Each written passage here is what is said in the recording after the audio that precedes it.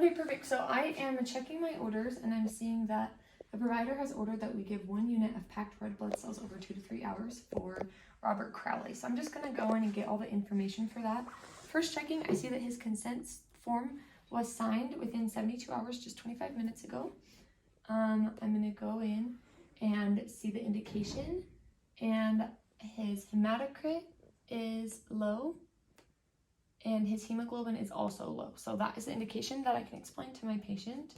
I also can go in, this is the online consent, and then I can go in and see that his type and cross match have been done. So he is a B positive. Perfect. So before I go get my supplies, I'm going to go in, explain it to the patient and educate them, and then I'm going to check the patency of the line. So I'm going to go in, say, hi Robert, my name is Lynn, I'm going to be your nurse today. Can you tell me your name and date of birth? Robert Crowley, October 1st. Okay, perfect. Okay, Robert, today we are going to be giving you a blood transfusion. I saw that you signed a consent form for that. Do you still feel okay about us doing that? Yes. Okay, just to educate you a little bit on why we're doing it. When we took those labs yesterday, we ran them and we saw that your hematocrit and your hemoglobin were both low.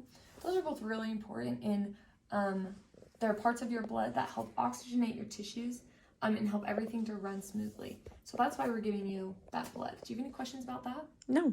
Okay, so when we do it, we want to make sure that your body reacts well to the blood. So we're going to do a lot of checks with another nurse that I'll bring in just to make sure that it's the right type of blood so we don't have any errors there. And then we're also going to be monitoring you and taking your vital signs at 5 minutes. Well, before we start, 5 minutes, and then at 15 minutes.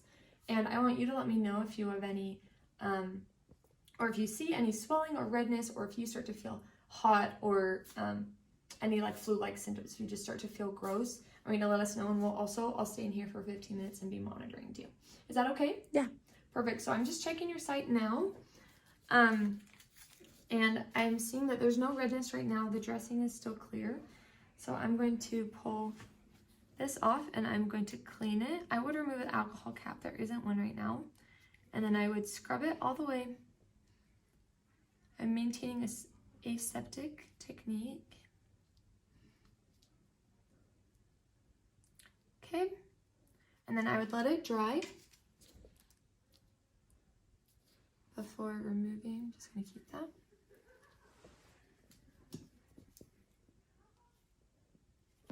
My flush and inserting. Okay, I'm just gonna flush a little bit of saline into here. Looks like it flushes great. Awesome.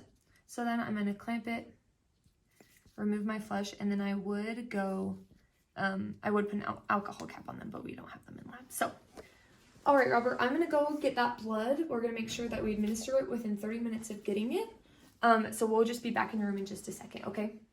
Okay. And then I would toss these things, remove my gloves, and hand hygiene before leaving. So now I'm going to get my supplies and my blood, and I'll have a nurse come with me to make sure that it is all accurate and we do all the right checks. So we're going to put this right here. I'm going to put gloves on so that I can handle the blood, and I'll just have her do the checks that aren't with the blood. Perfect. Great, so this is Brooke, this is our nurse, this is Robert. Hi.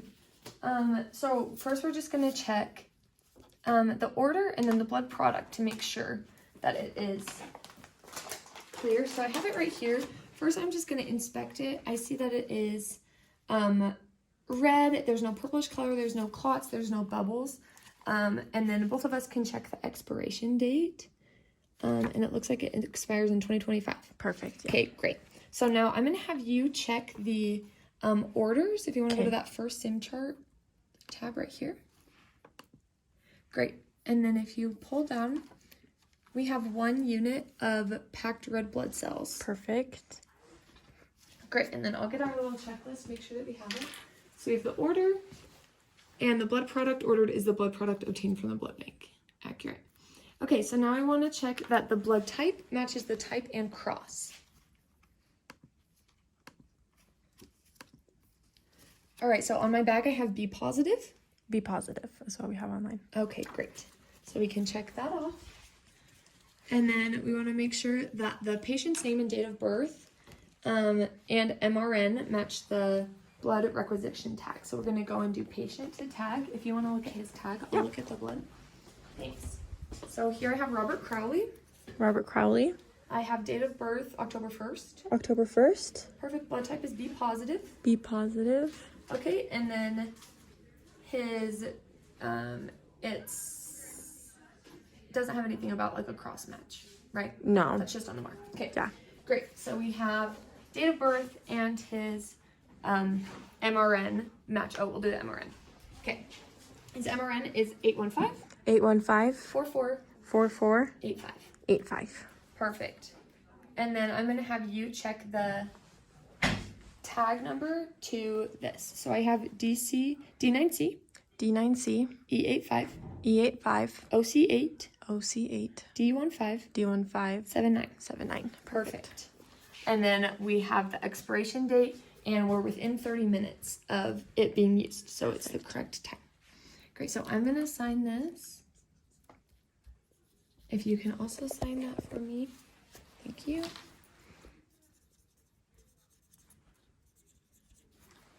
And normally we could use different pens if we wanted because I've been handling blood, but for simulation's sake, we're using the same one. Great. Okay, Robert, I'm going to hang up this blood and scan it. Before I do, I'm going to invert it 2 to 3 times. And I'm just checking one more time. There's no clots. Great. So I'm going to just hang this up so I can scan it. I'm going to remove my gloves. Perform hand hygiene. Okay. So now I can scan this. I'm going to pull this up in the MAR. Oh, I need to go into the real simulation, so I'm going to do that really quick. Start simulation. Okay. Continue with phase 1.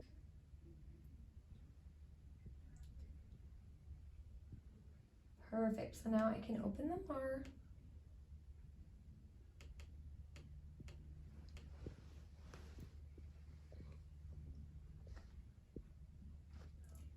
And I've got blood, packed red blood cells. Perfect. So I'm going to pull this up. And I was just touching my face. So I'm going to hand hygiene. And then I can scan my patient's tag. Put this all over. So I'll scan their tag. Thanks, Robert. And then I'm going to just scan my blood right here. Perfect. Great, and I'm just going to make sure that that's accurate, and then it has the administer time, so I'll put that in once I'm done. Okay, Robert, I'm going to just prepare we've obtained a complete set of vital signs. So I have your baseline, and I would track them on here, including temp, pulse, respirations, and blood pressure, with the date, time started, and time completed. And then I will write down if there's a transfusion reaction. But for now, I'm just going to prep the rest of your materials. So I've got your saline that I'm going to spike.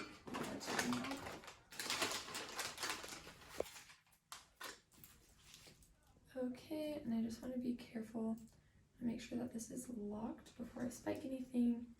And then I'm going to lock one of these sides and then do the saline with this side.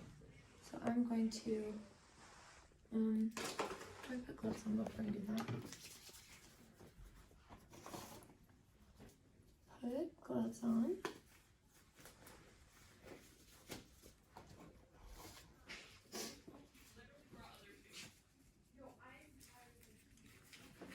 Okay. So now I can find my unlocked joint. Open this up. Got my saline so I can spike it.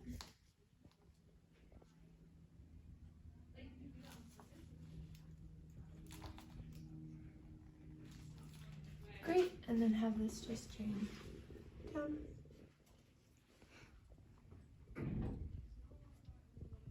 Perfect, so now I'm going to prime my tubing, and I want to make sure that I cover my filter and keep the cord off the floor, the line off the floor. So I'm going to try to untangle this.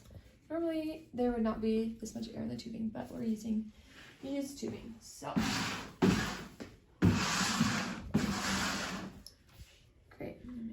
this isn't tangled.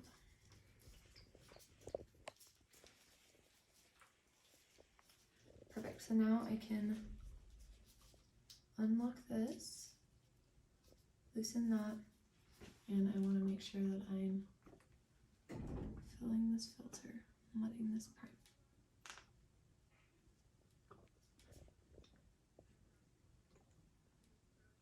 Let me cover the filter so that the blood is landing on the saline instead of on the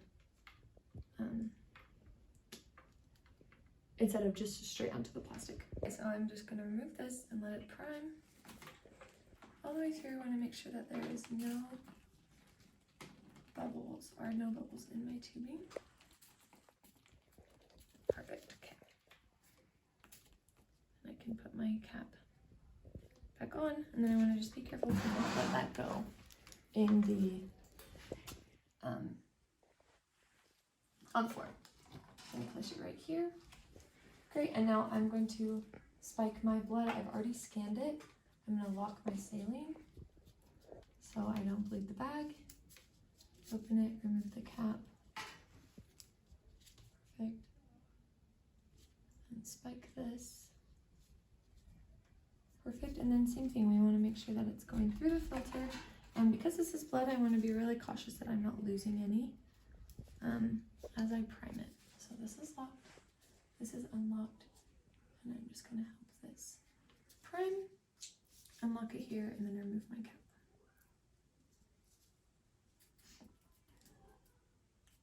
I'm just going to watch that going through. Normally it would be more separate from the saline, but because it's not actual blood, it won't necessarily.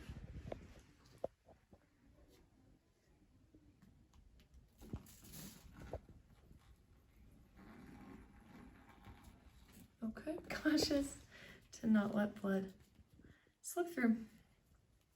Okay, great. If I actually got blood on my gloves, I would change them. For now, we're not going to. So I'm going to put this in here. Open this up.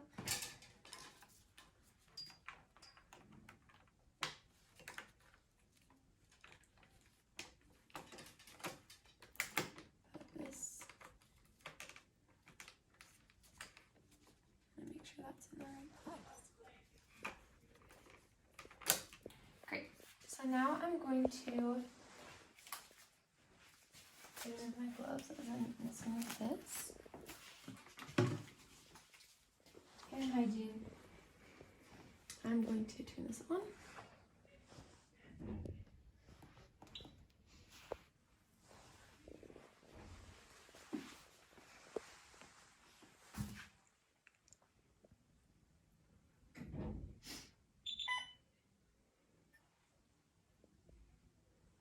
Great, we're going to say yes, this is a new patient. Yes, this is medical surge. I would put in the patient ID for simulation purposes. We're not going to. And then I'm going to channel select, go to guardrails, go to blood, red blood cells. Yes, that's correct. Great, so for the first 15 minutes, I only want it going at 1 milliliter per minute. So I'm going to put the rate in as 60, and then the volume to be infused, I'll just put it all, and then I'll come in and edit it. So one unit was, it says 1 unit is 350 milliliters. So I'm going to do 350. Great, and then I'm going to hook it up to my patient, and then we will start. So I'm going to hand hygiene. All right, so we are going to first just check your line one more time and make sure that it is patent. I would remove the alcohol cap. There is not one, so for today, I'm just going to prep it with an alcohol prep pad, and then I would make sure that it was dry, clean and dry before I put my line on. Great, and I want to maintain aseptic technique. I'm going to grab my line. I'm going to make sure that it is locked, which it is. And I'm going to do first flush. To ensure that it is patent. Can put this back in here.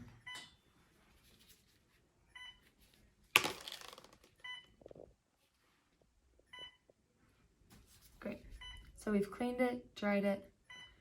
I'm gonna go make sure that this can flush. Look at. Okay, I'm checking, I'm seeing no signs of infiltration, and this flushes freely. So I feel great about administering this blood product. Gonna remove it. I could clean one more time if I didn't have an alcohol cap. And then I would make sure that it was dry after. Great. So now I can grab my tubing, take my cap off.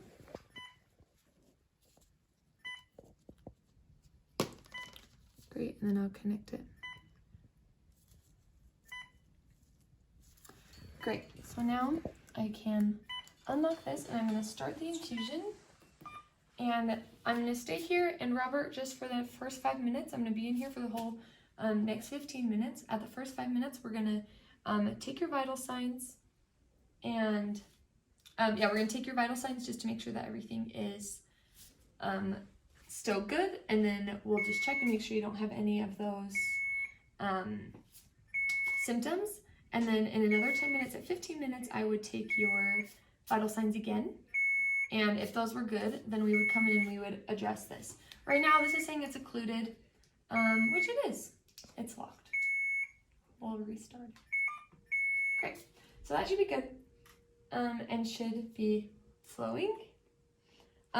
So now that's been 15 minutes, I would go in here and I would adjust. So I'm gonna go here, and then I'll go to my A, channel select, rate. I'm gonna actually add duration because I now want it over 2 to 3 hours. So I can go over here and say,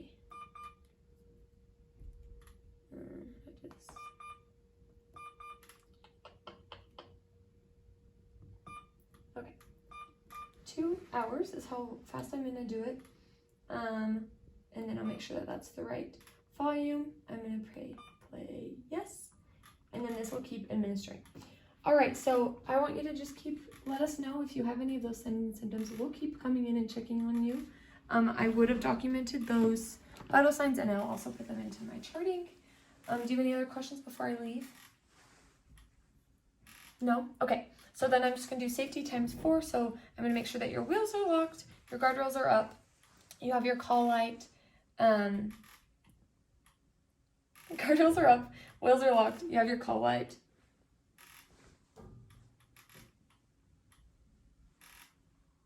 Oh my gosh. Oh, that's 3. Guardrails, wheels, call light, and the bed is lowered. Got it. Do you have any other questions for me? Nope. Okay, perfect. So then I would perform hand hygiene as I left. I would complete my charting and submit it, and just continue to monitor my patient.